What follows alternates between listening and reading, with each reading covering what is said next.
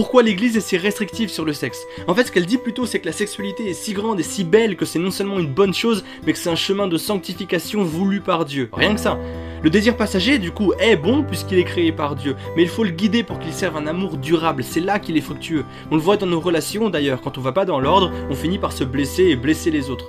Quand on extrait le désir de sa source et de son but, on finit par prostituer la sexualité. C'est dur. L'Église ne ment pas, l'amour, le vrai, il est exigeant, il est difficile, il est responsable. Lisez ça. Mais il est magnifique, il en vaut 1000 fois la peine. Et il est jamais trop tard en fait pour s'y mettre. À la clé, il y a le bonheur et il y a la vie. D'ailleurs, on dit même que Dieu veut une relation intime avec nous. C'est pour dire la proximité qu'on peut avoir avec lui. Et c'est pas une question de sexe, c'est pour dire la grandeur de la sexualité.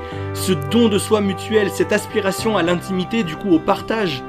Et si tu crois toujours que l'Église est coincée à ce sujet, lis le Cantique des Cantiques, ça parle de seins, de lèvres, de reins, encore de seins, et c'est dans la Bible.